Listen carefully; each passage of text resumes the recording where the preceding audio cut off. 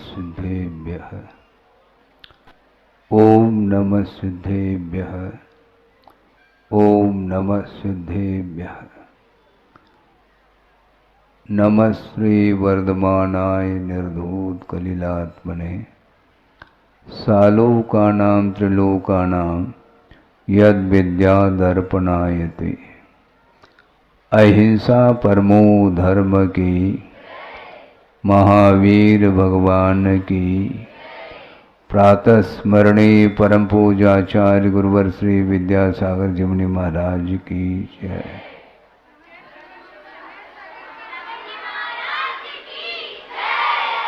2 दिन पूर्व में भी प्रतिभाशाली के छात्राओं को लेकर के यहाँ पर शिक्षिकाएं आई थी। वही दृश्य आप लोगों को देखने को मिल रहा है और सुना है ये 2 दिन तक लगातार यही श्रृंखला चलेगी।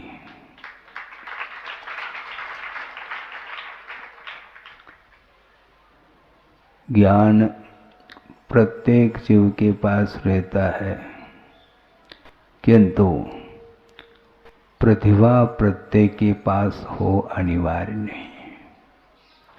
ज्ञान अलग वस्तु है और प्रतिभा अलग वस्तु है। ज्ञान में जब समीचीनता आती है वह आस्था के बल पर आती है। आस्था अर्थात श्रद्धा, उसके अभाव में भी ज्ञान का अस्तित्व रहता है, किंतु वह मात्र अस्तित्व है उसका। उसके भीतर जो शक्ति है, ज्ञान के भीतर जो शक्ति है, उसको उद्घाटित करने की क्षमता आस्था में है। इसलिए गुरुदेव ने एक बार बहुत अच्छी बात कही है कि ज्ञान चिल्लाता है और आस्था झेलती है। हाँ, आस्था जो है ना झेलती है, ज्ञान आस्था के बिना मात्र चिल्लाता रहता है, उसका वह स्वभाव है। और इस ज्ञान में यदि गंभीरता आती है तो आस्था के माध्यम से ही आती है, क्योंकि समीचीनता में कारण आस्था है। इसलिए आप लोगों को बहुत धैर्य के साथ उस ज्ञान की जो शक्ति है उसको उद्घाटित करने के लिए ही आप लोग सब कटिबद्ध हैं। इसलिए आप लोगों ने यहाँ पर प्रातः वेला में आकर के भी लगभग 1 घंटा यहाँ पर ज्ञान की आराधना की है और पुनः ज्ञान की आराधना भक्ति के साथ करने के लिए आप लोग उपस्थित हैं। गुरुदेव के प्रति भक्ति आप लोगों ने की है। इसी प्रकार की भक्ति हमें भी करना है और आप लोगों को भी करना है, क्योंकि अकेली एक भक्ति में सामर्थ्य है। क्या सामर्थ्य है? एकापि समर्थेयम जन भक्तिर दुर्गतिम निवारयितुम पुण्यानि च पूरयितुम दातुम मुक्ति श्रेयम कृतिन। ऐसी एक पंक्ति मिलती है, श्लोक पढ़ने को मिलता है भक्ति पाठ में। ये एकापि समर्था इयम भक्ति, यह एक ही भक्ति जिनेंद्र भगवान के प्रति की गई भक्ति, अकेली भक्ति में यह सामर्थ्य है। क्या सामर्थ्य है? दुर्गतिम निवारयितुम, दुर्गति से बचाने में सामर्थ्य अकेली एक प्रभु की अथवा गुरु की भक्ति में है।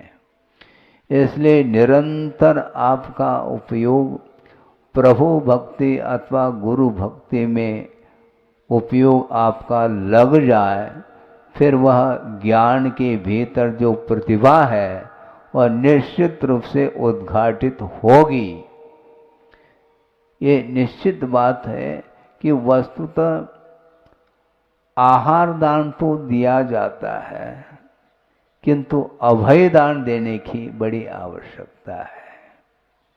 क्योंकि छोटी छोटी बालिकाएं कभी कभी उदास होकर के बैठ सकती है, क्योंकि वह शक्ति उसके भीतर होते हुए भी उसको उद्घाटित करने की जो क्षमता है वह धीरे धीरे धीरे उसी में से प्रस्फुटित होगी। पक्की बात है कि सूर्य बहुत दूर है, किंतु सूर्य धरती पर आ रहा है क्या? नहीं आ रहा है, किंतु उसकी किरणें आ रही है। इसलिए गुरु दूर भी पहुंच गए हों तो हमें विकल्प नहीं, कोई चिंता नहीं, क्योंकि धरती पर सारी की सारी किरणें पहुंच रही हैं और हम और आप सभी उसी सूर्य की किरणें हैं, ध्यान रखो। और उस सूर्य की किरणों में जो आभा रहती है, उन किरणों में कोई कम बेशी आभा नहीं रहती, ये ध्यान रखो। इसलिए चाहे वो चौथी कक्षा की बालिका हो, चाहे वह छठी सातवीं कक्षा की हो, चाहे 12वीं कक्षा की हो, सबके पास वह ज्ञान की किरण विद्यमान है। क्योंकि सूर्य किरणों से पृथक है क्या? सूर्य मंडल है तो आभा भी मंडल है। किरणों का जो समूह है वही तो आभा है। इसलिए कभी भी संकीर्णता नहीं होनी चाहिए। छोटा और बड़ा कोई भी जीव नहीं, जीव मात्र वह द्रव्य है। चैतन्यता जिसमें पाई जाती है उसका नाम जीव कहा है, और उसके भीतर से वह शक्ति धीरे धीरे वह विकसित होती चली जाती है। और गुरुदेव ने एक बार स्वाध्याय के दौरान ये भी कहा था कि शक्ति काम नहीं करती। सुन रहे हैं आप? हाँ, सब लोग सुने। शक्ति काम नहीं करती, शक्ति को काम में लिया जाता है। हाँ। सबके पास शक्ति है, शक्ति को काम में लेने का हमें पुरुषार्थ है। एक बलवान व्यक्ति है, किंतु वह शक्ति का वह प्रयोग नहीं कर रहा है, तो शक्ति कहीं बाहर से आती है क्या? बाहर से नहीं आती, वह अपनी निजी शक्ति है। ज्ञान अपने आप को भी प्रकाशित करता है और पर वस्तु को भी प्रकाशित करने की क्षमता उसके अंदर है। इसलिए ज्ञान को स्वपर प्रकाशी कहा है। अपने आप को भी प्रकाशित कर सकते हैं आप, और दूसरे को भी। जिसे प्रकाश नहीं मिल रहा है उसको भी प्रकाशित किया जाता है और अपने आप को भी प्रकाशित किया जाता है। इसलिए प्रत्येक जीव के भीतर वह अनंत शक्ति विद्यमान है। उसको उद्घाटित करने के लिए प्रभु के और गुरु के चरणों में शांत चित्त होकर के बैठ करके प्रभु की आराधना करते हैं, उनकी भक्ति करते हैं, उनकी स्तुति वंदना आदि करते हैं, तो निश्चित रूप से ज़्यादा मेहनत करने की कोई आवश्यकता नहीं है। लेकिन मेहनत करना छोड़ दो ऐसा नहीं कह रहा हूँ, क्योंकि हकीकत है, यथार्थता यह है कि प्रत्येक व्यक्ति के भीतर वही आत्म तत्व है। उसमें छोटे बड़े की परिकल्पना करना एकमात्र अज्ञान का परिणाम है।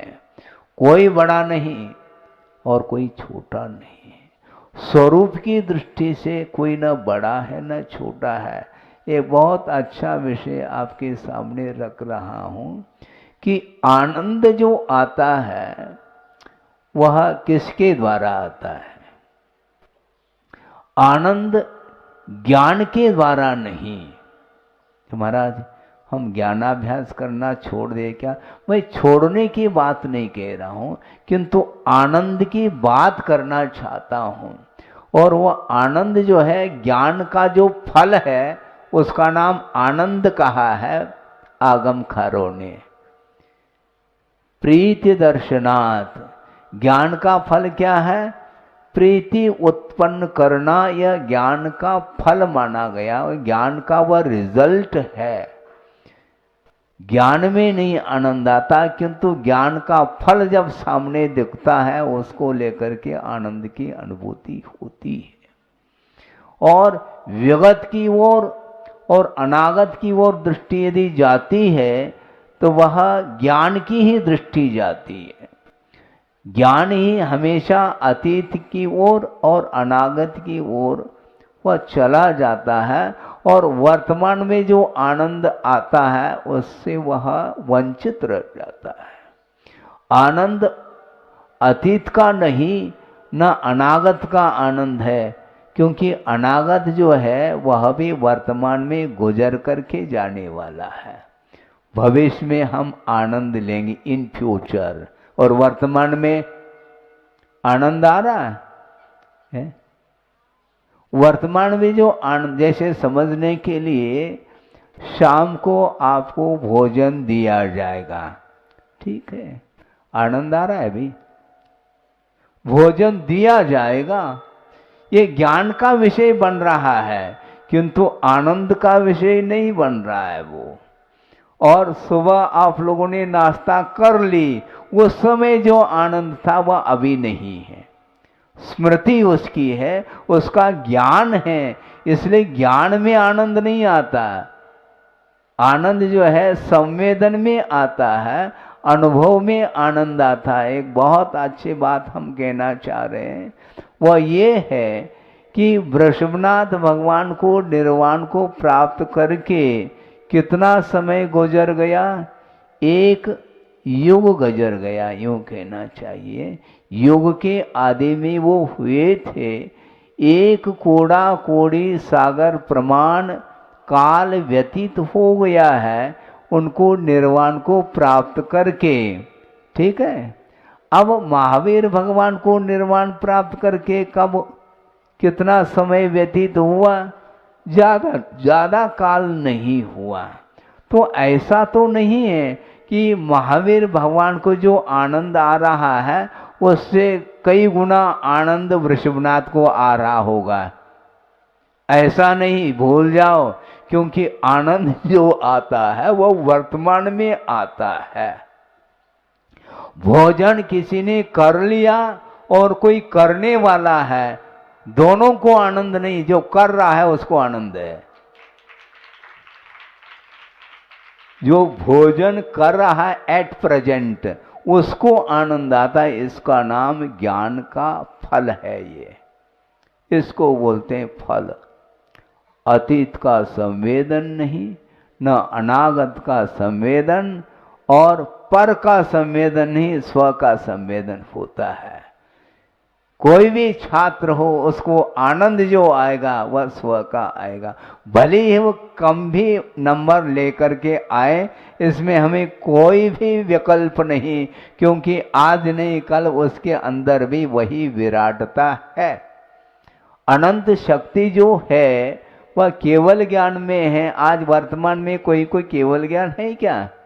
बोलो, नहीं है ना। तो केवल ज्ञान का आनंद ना मुझे है ना तुम्हें है, इसलिए बराबरी पर है, ध्यान रखना, टेंशन नहीं पालना कभी भी। इसको बोलते हैं अभयदान। सुन रहे क्या? नहीं? हाँ, सब लोग सुने, बालिकाएं तो सुन रही, छात्राएं, लेकिन जो शिक्षिका हैं उनको भी इस ओर ध्यान देने की आवश्यकता है।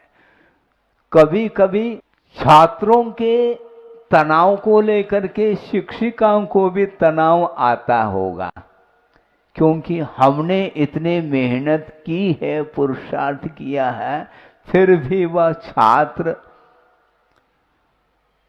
अनुपात से जो नंबर लेकर के आना चाहिए वह नहीं आ पा रहा है अथवा फेल होने को है, वो जितना तनावपूर्ण स्थिति में नहीं, उससे ज़्यादा तनाव टीचर को होता है।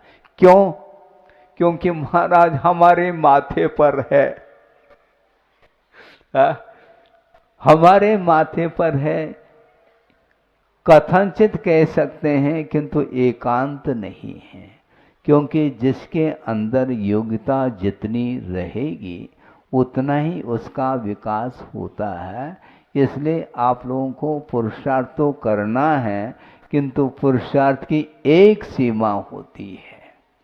क्योंकि एक ही टीचर है, मान लो 50 बच्चे पढ़ रहे हैं और 50 बच्चों को किसी भी प्रकार से पक्षपात किए बिना समान रूप से ज्ञान दिया जा रहा है, किंतु लेने की क्षमता जिसके अंदर जितनी होगी उतना ही वह ले पाएगा।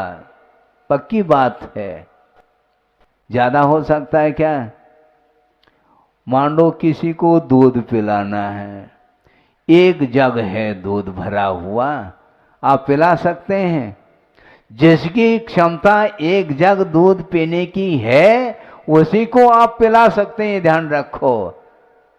और जिसकी मान लो एक गिलास पीने की क्षमता है, उसको एक गिलास से एक बूंद भी ज्यादा पिला नहीं पाएंगे। इसको बोलते हैं एबिलिटी, क्षमता, योग्यता, इसी को बोलते हैं। इसलिए योग्यता के अनुरूप विकास होता है, उसकी योग्यता जल्दी से जल्दी उद्घाटित हो, इस भावना के साथ पुरुषार्थ किया जा सकता है, किंतु समय भी अपेक्षित है।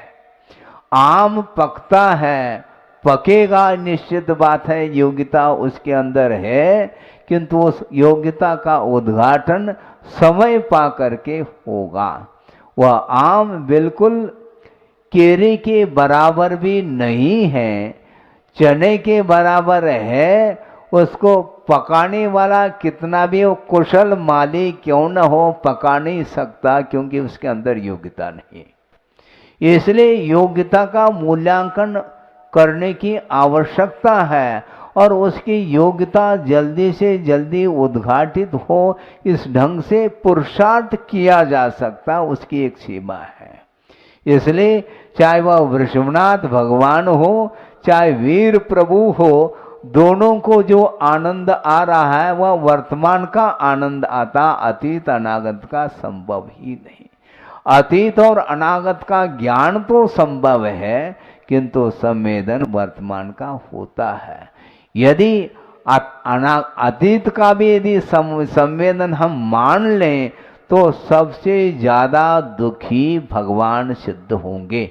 क्योंकि अतीत के अनंतानंद जो सांसारिक दशा में जो पर्याय थी, वो सारे पर्याय केवल ज्ञान के विषय बन रहे हैं, इसके बावजूद भी उनको कोई दुख का संवेदन नहीं हो सकता।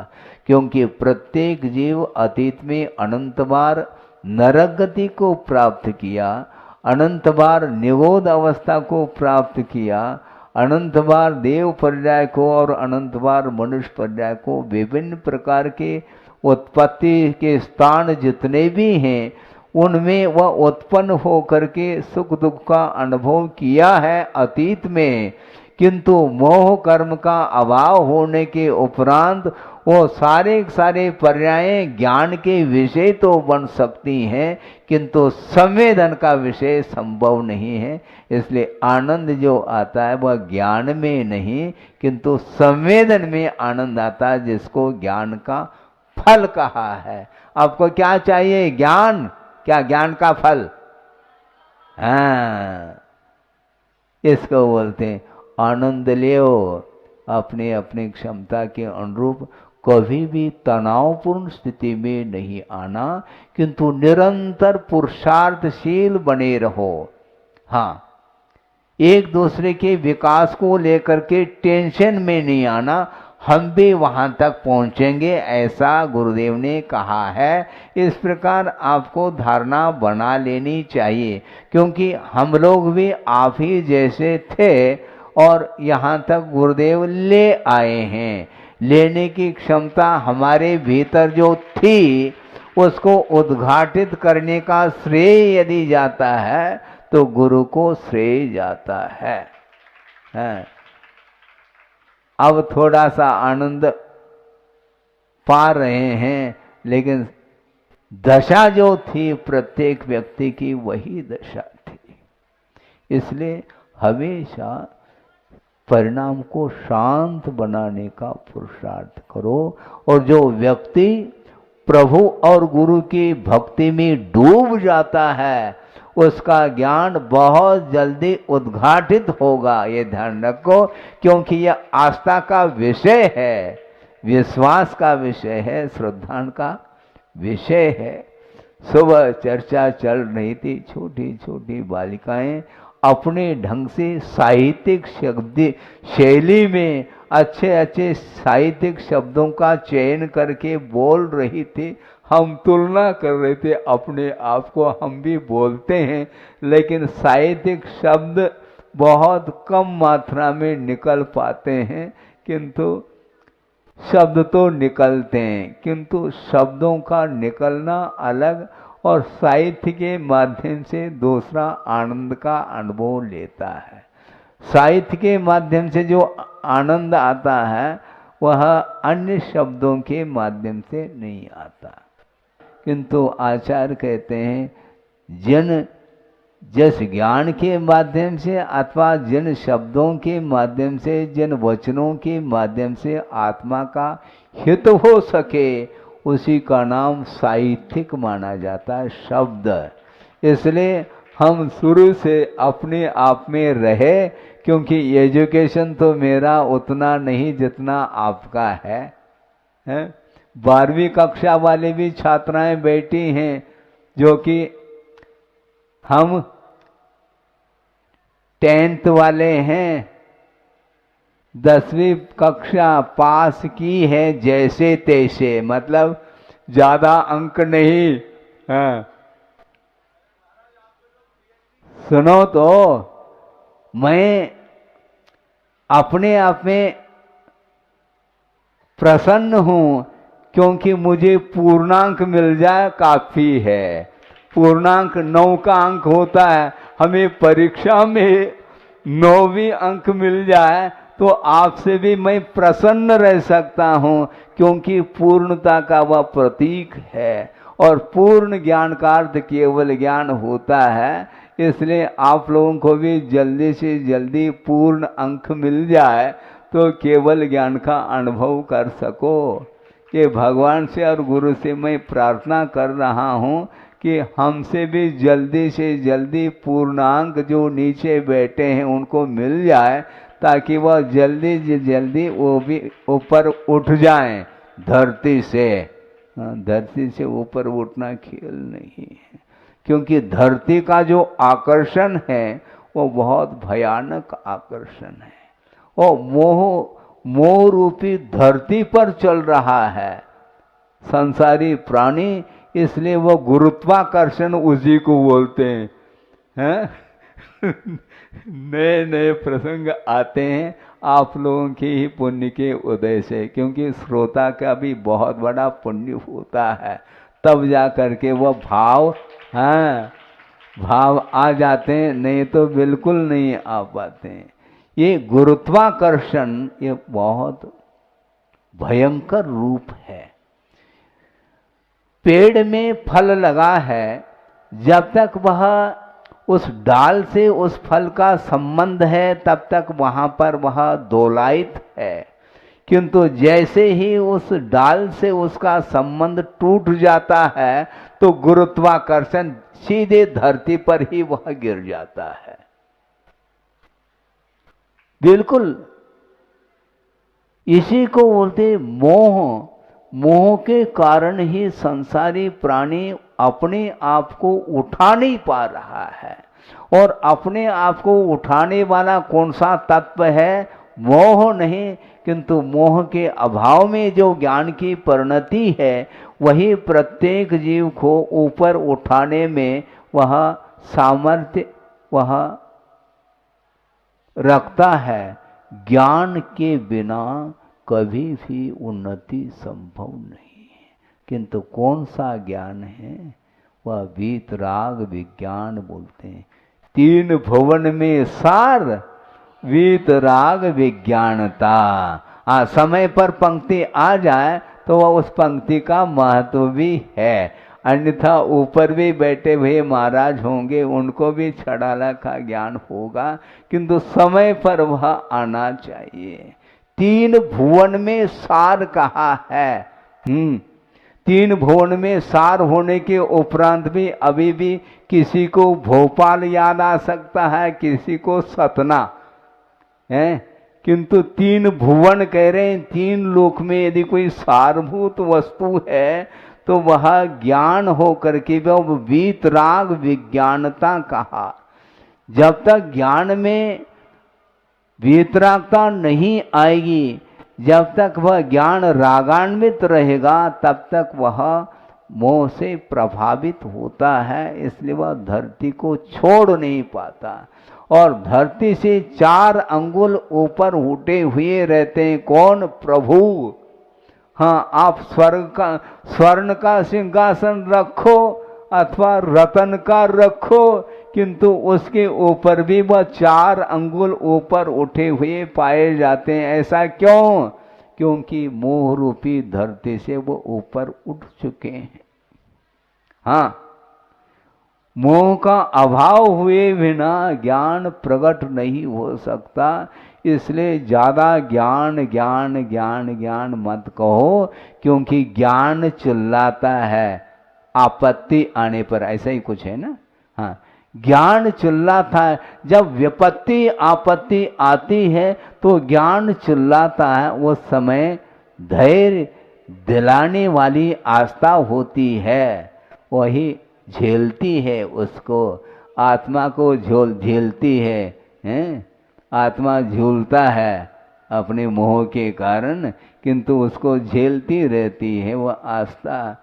इसलिए आपको क्या पसंद है? ज्ञान पसंद है क्या आस्था? हाँ, क्योंकि आस्था में ही आनंद आने वाला है। उसके बिना कोई रास्ता प्रशस्त नहीं हो सकता। इसलिए आस्था से हमारा वास्ता है, क्योंकि ज्ञान में आनंद यदि आता है तो बिना आस्था के संभव नहीं। इसलिए प्रत्येक छात्रों को भी ये धारणा बना लेनी चाहिए, कोई भी व्यक्ति छोटा बड़ा नहीं, व्यवहार की दृष्टि से छोटा और बड़ा सामने आता है, और बड़ों के प्रति छोटे का कर्तव्य बनता है कि विनय करना, और बड़ों का कर्तव्य बनता है छोटे के प्रति वात्सल्य रखना और अभयदान देना। ये बहुत महत्वपूर्ण बिंदु हैं आप लोगों के लिए। जब कभी भी छात्राओं में मान लो आकुल व्याकुल परिणाम होते हैं, उस समय आप लोगों को संभालना चाहिए। यह भी एक प्रकार से पीरियड है, उसमें एक पीरियड है, एक पीरियड इसके लिए भी देना चाहिए, अभयदान का एक पीरियड। हाँ, बिल्कुल पक्की बात है।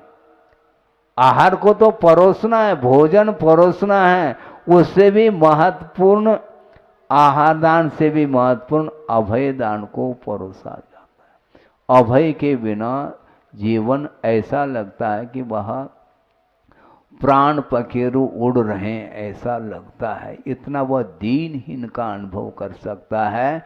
इसलिए दीनहीन नहीं होना चाहिए, और प्रभु की भक्ति और गुरु की भक्ति के माध्यम से आपकी वह आस्था बिल्कुल बलवती हो, और वह आस्था यदि बलवती होगी तो ज्ञान में भी प्रौढ़ता आएगी, और जो प्रौढ़ ज्ञान है फिर चिल्लाना बंद कर देगा।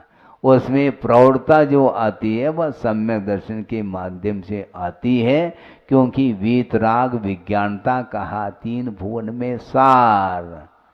वीतराग विज्ञानता है। और आगे हाँ, शिव स्वरूप शिवकार। हाँ, हमें याद नहीं था इसलिए हमने पूछा इसमें क्या दिक्कत है। हाँ, इसमें हमें कोई दिक्कत नहीं आती, बताने वाले तो काफी है ना, हमें क्या दिक्कत है। बताने वाले कोई नहीं हो तो झंझलाहट हो सकती है, चाहे छोटे हो चाहे बड़े हो, उनके माध्यम से सुनने को मिलना चाहिए। हम आराम से सुन करके आपकी बात को भी आपके सामने हम रख देते हैं। हाँ, त्वदीयम वस्तु तोभ्यम समर्पितम मया। हाँ, तुमने जो वस्तु दी उसको तुम्हारे लिए हम समर्पित करते हैं। इसलिए कोई भी बात नहीं आती है, हम दूसरे को पूछ लेते हैं आगे का बताओ, वह उत्साह के साथ बताता है तो हमें ज्ञान हो जाता है। ज्ञान जाता कहाँ है वो, क्योंकि शब्दों के माध्यम से ज्ञान उद्घाटित होता है, किंतु ज्ञान तो अपने भीतर ही रहता है। शब्द एकमात्र माध्यम है ज्ञान को प्रकट करने के लिए, क्योंकि ज्ञान के माध्यम से वस्तु को जाना जाता है, उसमें माध्यम शब्द है।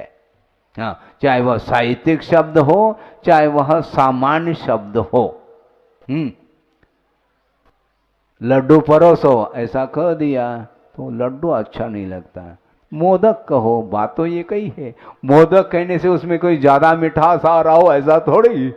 हाँ, मोदकम देहि ऐसा बोल दिया, बहुत साहित्य कहा हमें लड्डू परोस दो, ये कहा है, बात ये कहीं, चाहे वह गंवार हो चाहे वह साहित्यिक कोई व्यक्ति हो, क्योंकि मिठाई मिठास तो दोनों को आ रहा है।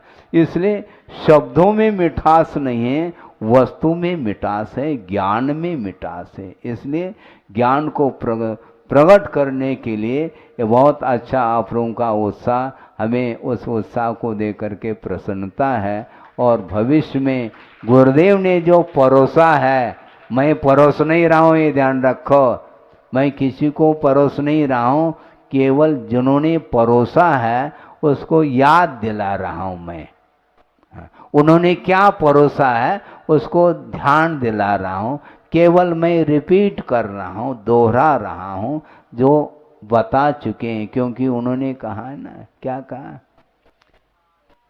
दिया दे दिया, क्या है वो, गुरु ने मुझे प्रकट कर दिया, तो मैं थोड़े प्रकट कर रहा हूँ, गुरु ने प्रकट कर दिया, दिया दे दिया आपके हाथ में। और एक दिए के माध्यम से प्रकाश पर्याप्त मिल जाता है, क्योंकि ज्ञान के माध्यम से पूरा विश्व ही प्रकाशित होता है। इसलिए मैं आपके लिए ज़्यादा प्रकाश देने के मूड में नहीं हूँ, क्योंकि प्रकाश जो वस्तु प्रकाशित है जिसके द्वारा, फिर उसको क्या प्रकाशित करना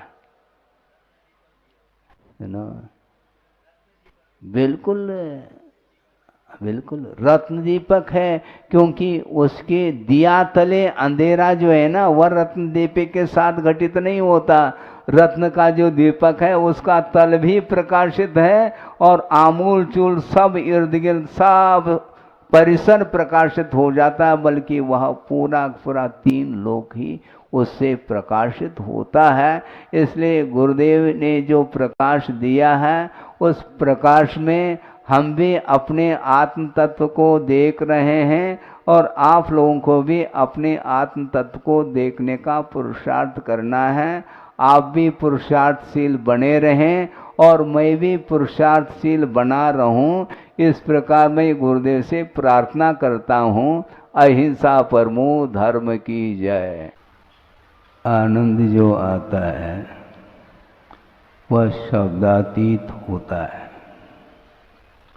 इसलिए कह रहा हूँ आपके सामने इंग्लिश भाषा में अपने भाव व्यक्त किए जा रहे थे। उसमें शब्दों की दृष्टि से मुझे कोई भी बात समझ में नहीं आ रही थी, इसके उपरांत भी आनंद तो उतना ही लिया है जितना आप लोगों ने लिया।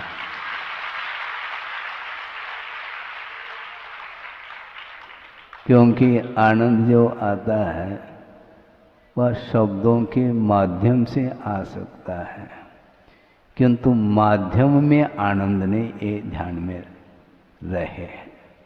क्योंकि वस्तुतः न्याय ग्रंथों में जो हमें पंक्ति पढ़ने को मिलती है, उस पंक्ति को प्रसंग के अनुरूप हमने कई बार रखा है। आचार्य महाराज ने न्याय दीपिका ग्रंथ, जो न्याय पर ग्रंथ है, उसका स्वाध्याय वो करा रहे थे।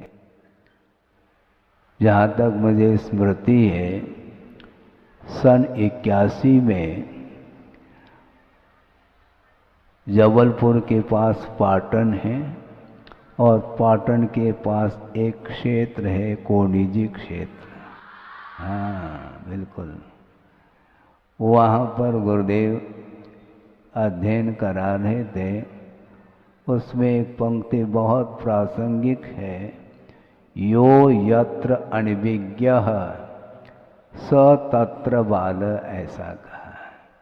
अर्थ समझ में आ रहा है, क्योंकि ये इंग्लिश नहीं है, संस्कृत में है। हाँ, यो यत्र अनभिज्ञः, इसका अर्थ है जिस क्षेत्र में जिसका कोई प्रवेश नहीं है, ज्ञान नहीं रखता है, उस क्षेत्र में वह बालक माना जाता है। इसलिए भाषा की दृष्टि से हमें वह पंक्ति लागू हो रही है।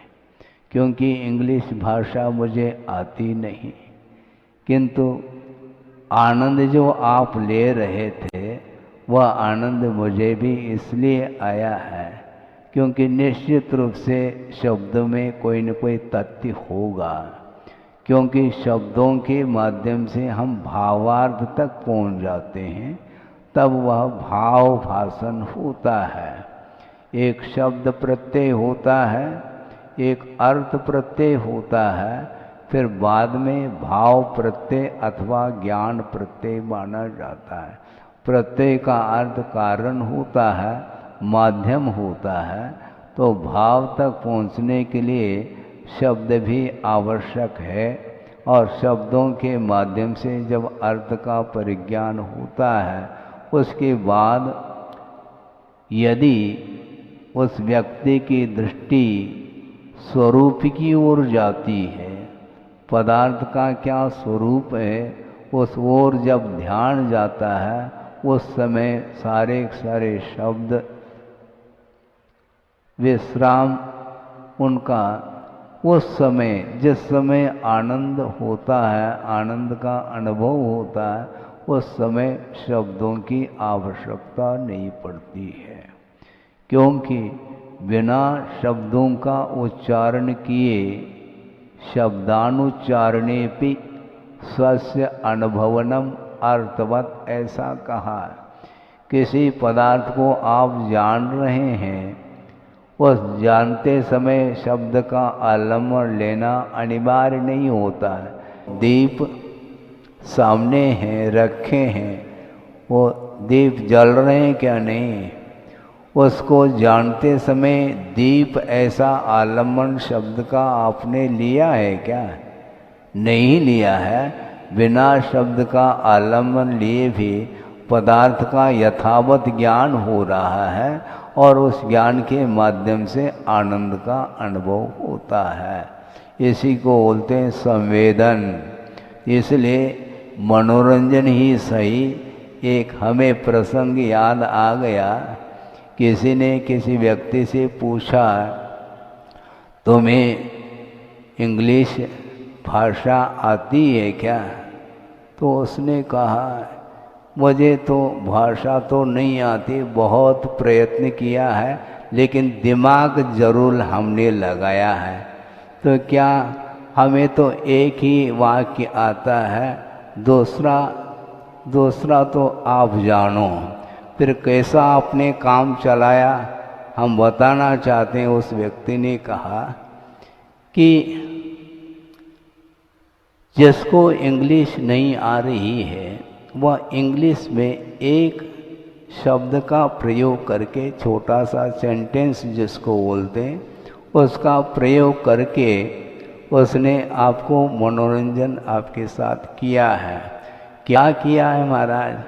उसने कहा कम इन, तो अंदर आ गया। अब बाहर जाने के लिए उसके पास शब्द है ही नहीं। उसने दूसरे रूम के अंदर पहुंचा और कम इन कहा उसने। बात पूरी हो गई। दोनों में कम इन के माध्यम से काम चलाया है, क्योंकि बाहर जाने के लिए जो शब्द चाहिए उसके पास है नहीं, लेकिन एक ही सेंटेंस के माध्यम से काम चलाया है। तो हमें भी काम चलाना है। शब्द यदि भाषा नहीं आती है फिर भी ताली तो बज ही रही है। बहुत कठिन होता है। आचार्यों ने प्राकृत और संस्कृत में आगम की रचना की है, ग्रंथों की रचना की है। आज कोई भी व्यक्ति न संस्कृत पढ़ना चाहता है न प्राकृत पढ़ना चाहता है। उसको पढ़ाने वाले बहुत विरल ही व्यक्ति होते हैं जो पढ़ाते हैं। और आचार्य ज्ञान सागर जी महाराज के सानिध्य में गुरुदेव ने क्या श्रम किया होगा हम अनुमान तक नहीं लगा पाते हैं। 20 साल की उम्र में उनके चरणों में पहुँचे हैं। 1 साल आचार्य देशभूषण जी के संग में रहे, उसके बाद मात्र 11 महीने रहे आचार्य ज्ञान सागर जी के सानिध्य में ब्रह्मचर्य अवस्था में, और उन्होंने दीक्षित कर दिया। कन्नड़ भाषा भाषी आप जानते हैं कन्नड़ क्या हो। कई लोग कहते महाराज ये जो लिपि जो है ना ये जलेबी जैसे लगती है, आपको जैसे भी लगे, किंतु लिपि तो लिपि है। ग्रंथ खोल करके आप लोग पढ़ते हैं, उसमें क्या देखने में आते हैं आपको? कोई बता सकता है? ग्रंथ खोल करके आप पढ़ रहे हैं, पढ़ने में क्या आ रहे हैं? शब्द आ रहे हैं क्या? नहीं, क्योंकि शब्द कर्णेंद्रिय का विषय होता है। वहाँ पर जो पढ़ने में आ रहा है वह लिपि है, संकेत है, शब्द के संकेत मात्र है। आत्मा ऐसा जो लिखा हुआ मिलता है वह चक्षु इंद्रिय का विषय बन रहा है, जबकि आत्मा यह जो ध्वनि आई है ये कर्णेंद्रिय का विषय है, किंतु उपचार से उसको भी शब्द की संज्ञा दी है। वस्तुतः वह शब्द नहीं, शब्द के संकेत है, किंतु व्यवहार में यही कहने में आता है कि ये शब्द हैं। शब्द मिल करके वाक्य का निर्माण होता है, अक्षर अक्षर मिल करके शब्द की उत्पत्ति होती है। इस प्रकार व्यवहार में कथन करने में आता है, किंतु वस्तुतः चाहे वह अक्षर हो, चाहे वह शब्द हो, चाहे वह वाक्य हो, वो सारा विषय कर्णेंद्रिय का विषय माना जाता है। तो इसी प्रकार विभिन्न भाषाओं में वस्तु तत्व का बोध हमें होता है। वस्तुतः भाषा एक माध्यम है, भाषा में आनंद नहीं, भाषा के माध्यम से ज्ञान तक पहुँचने में आनंद है। कि आनंद अलग वस्तु है, वह विषय रखा था, किंतु और छात्राएं अलग रूप से आई है तो प्रतिभा स्थली की है। उनके सामने भी यही रखा गया कि वस्तुतः ज्ञान अलग वस्तु है और आनंद अलग वस्तु है। जिस समय तनावपूर्ण स्थिति में हम रहते हैं उस समय ज्ञान काम नहीं करता। ज्ञान रहता तो है किंतु वह उद्घाटित नहीं रहता, इसलिए आनंद नहीं आता है। और ज्ञान को उद्घाटित करने के लिए ही ये सारे सारे शब्दों के अथवा भाषा आदि का आलम्बन लिया जाता है। आलम्बन अलग है, आलम्बन का अर्थ साधन होता है, एक माध्यम होता है। वहाँ लक्ष्य तक पहुँचने के लिए एकमात्र साधन है, एक मार्ग जिसको बोलते हैं। मार्ग में आनंद नहीं। महाराज फिर मोक्ष मार्ग में भी आनंद नहीं है क्या? कोई पूछेगा। तार्किक व्यक्ति, बच्चे तो नहीं पहुंच पाएंगे, किंतु आप पूछ सकते हैं कि महाराज मोक्ष मार्ग में भी आनंद नहीं है क्या? क्योंकि मोक्ष मार्ग में पंचेंद्र के विषयों से उत्पन्न होने वाला जो आनंद है वह मिलेगा नहीं, एक बात। और मुक्ति है ही नहीं। मुक्ति में तो आनंद है, मुक्ति में अनंत सुख है, और मार्ग में अनंत सुख है क्या?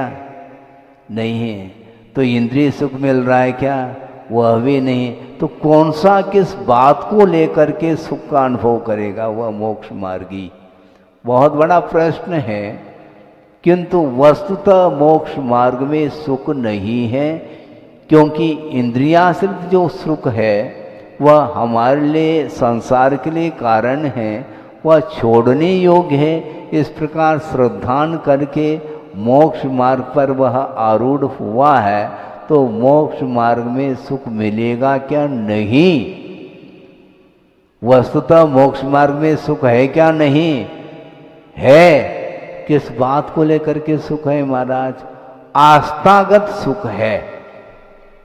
समझ में आ रहा है क्या? नहीं। आस्थागत सुख, और वह आस्थागत सुख ही काष्ठागत सुख के लिए कारण होता है। इन्हें पराकाष्ठा, जो सुख की जो पराकाष्ठा है वह मोक्ष में है। वहाँ पर पहुँचने के लिए उस आनंद का, अलौकिक आनंद का, सुख का अनुभव करने के लिए आस्था जागृत करने की आवश्यकता है। और वह आस्था किसी भाषा से, आस्था का संबंध भाषा से नहीं जुड़ा, किंतु भाषातीत पहुंचने के लिए हमें श्रद्धांड विश्वास करने की आवश्यकता है। और विश्वास के लिए अथवा आस्था के लिए भिन्न भिन्न भाषाओं में कोई भी शब्द का प्रयोग कर ले, हमें कोई उसमें ज़्यादा विकल्प नहीं है, क्योंकि स्वाद जो आता है वह भाषा में नहीं आता। जैसे समझने के लिए कन्नड़ में कोई शब्द है, उसका प्रयोग कर लें तो आपको कोई ज्ञान होगा क्या? नहीं होगा। किंतु आनंद जो आएगा वह भाषातीत होता है। जैसे मान लो आपने कहा आम, समस्या मेरे सामने है, अभी नहीं, पहले की बात कह रहा हूँ। आचार्य महाराज की दीक्षा हुई थी सन 68 में, और दीक्षा में तो मैं शामिल नहीं हो पाया उस प्रोग्राम में, उस उत्सव में। 20 दिन के उपरांत वहाँ पर दर्शन करने का अवसर मिला, और उसके पहले कुछ लोग पहुँच करके उस उत्सव को देखा था, और उनका परिचय हुआ होगा वहाँ के स्थानीय व्यक्तियों के साथ। वो सारे उन्हें लेने के लिए आए थे। उस समय हम भी शामिल थे। फिर बाद में दर्शन आदि किए, सब हुआ। दूसरे दिन, उस समय उम्र तो छोटी थी, हैं? बुद्धि छोटी हो बड़ी हो इससे हमें कोई प्रयोजन नहीं है, उम्र तो छोटी थी, और लगभग 10 साल की उम्र है उस समय। किसी ने पूछा कि तुम्हारा नाम क्या है? तो हमने सोचा कि नाम का अर्थ क्या है? ऐसा लगता है आम आम ऐसा कुछ बोल रहे हैं वो, जबकि आम नहीं था, नाम। और मुझे नाम का अर्थ क्या होता है, हमें समस्या खड़ी हो गई। फिर हम बता नहीं पाए, तो उन्होंने सोचा संभव है इंग्लिश का प्रयोग कर लें तो कुछ समझ में आ जाए, क्योंकि इंग्लिश का ज़माना तो है ही। तो उन्होंने इंग्लिश में पूछा व्हाट इज योर नेम। तो हमने से पहला नाम पूछ रहे थे, अब नेम। तो हमने सोचा कि अब ये नाम ही पूछना चाहते हैं। नेम का अर्थ नाम होता है, उसको हिंदी में नाम बोला जाता है।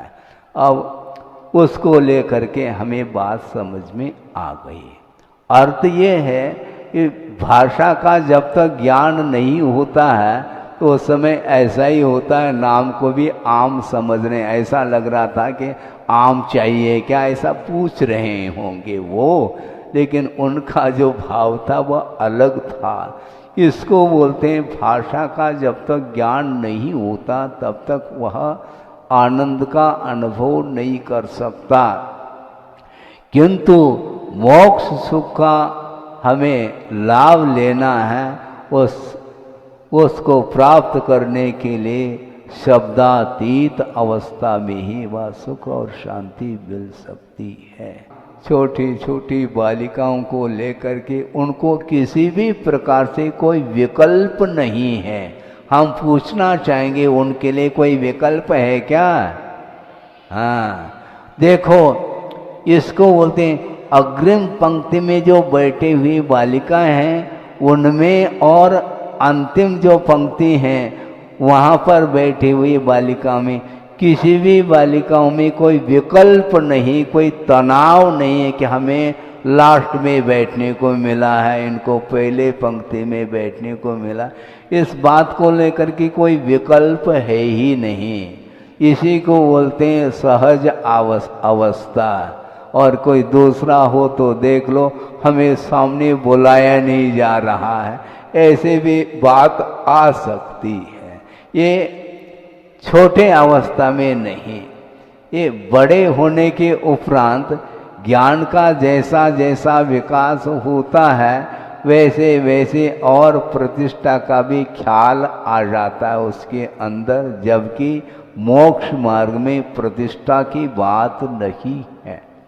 क्योंकि प्राण प्रतिष्ठा होने के उपरांत भगवान पूज्य बनते हैं।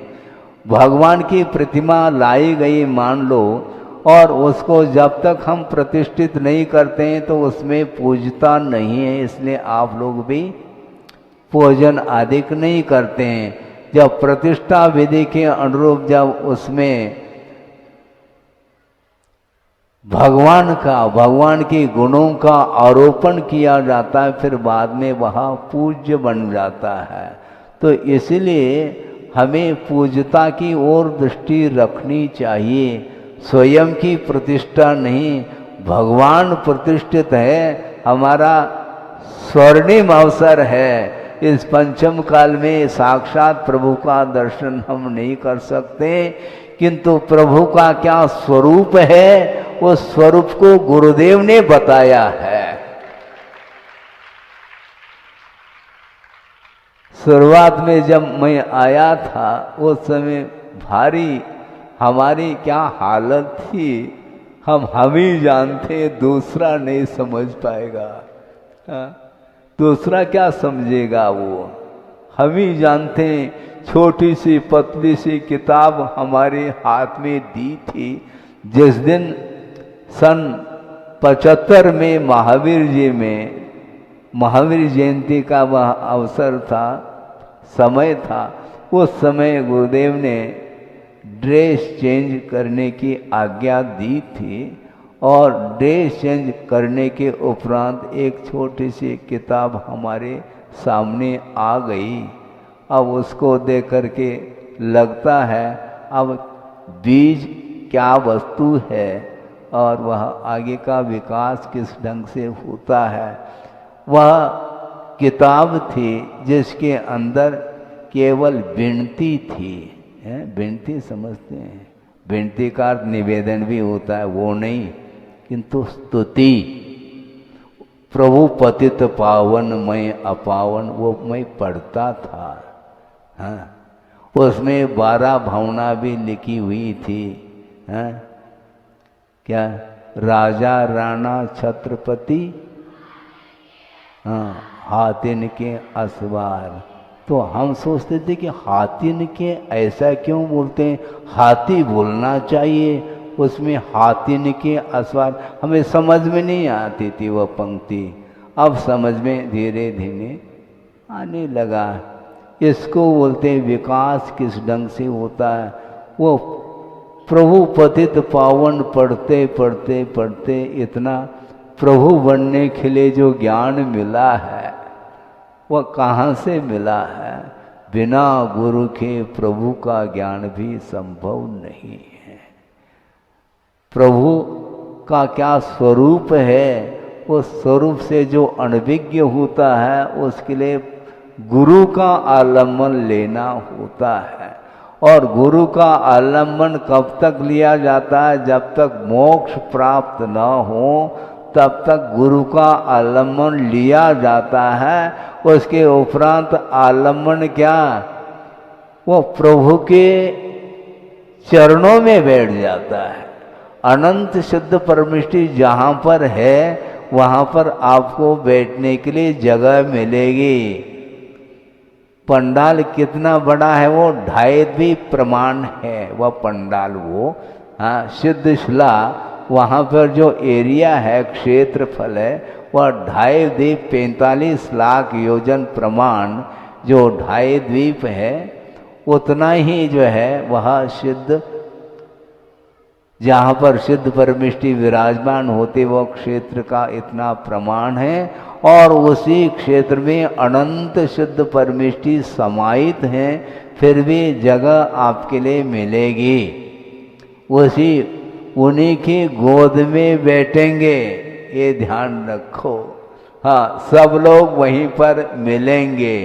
हाँ, जो इंग्लिश में बोलने वाले हैं वो भी मिलेंगे, और जो हिंदी में बोलने वाले वो भी मिलेंगे, जो बुंदेली में बोलने वाले अथवा कन्नड़ मराठी में बोलने वाले वहीं पर मिलेंगे। किंतु एक दूसरे के साथ कोई भी वार्ता नहीं होगी, क्योंकि शब्दातीत वह अवस्था है।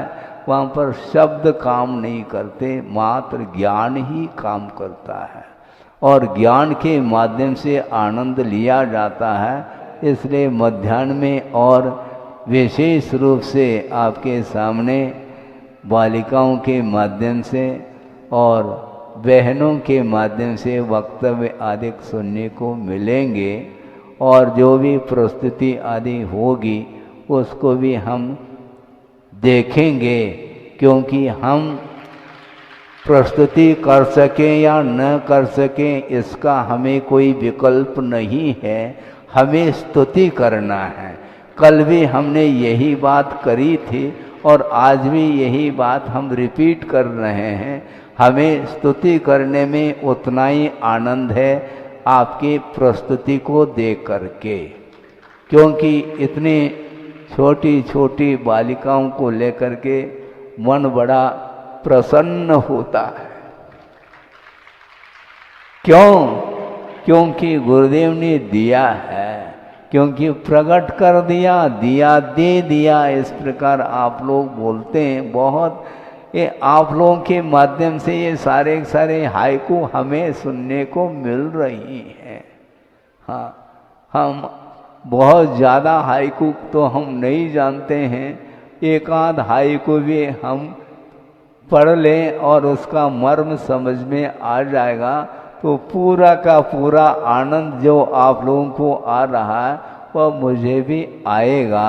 क्योंकि हमारी स्थिति भी, सबकी स्थिति उसी रूप में थी, और वर्तमान में धीरे धीरे विकास हो करके ज्ञान का विकास जब होता है तो अपने आप ही वस्तु की गहराई पकड़ में आती है। ज़्यादा समय नहीं है, इतना ही पर्याप्त समझता हूँ कि कमेंट इतना ही पर्याप्त है हमारे लिए बाहर जाने के। क्योंकि बड़े मुश्किल से तो भीतर आते हैं, बाहर जाने की बात ही नहीं करना चाहिए। हाँ, गो आउट ऐसा कहेंगे तो बाहर जाएंगे, बाहर जाने के लिए आदेशित किया जा रहा है। हम क्यों आदेशित करें आपको बाहर जाने के लिए? आपको अंदर ही आना है, अंदर आने से ही आनंद आता है। अहिंसा परमो धर्म की जय।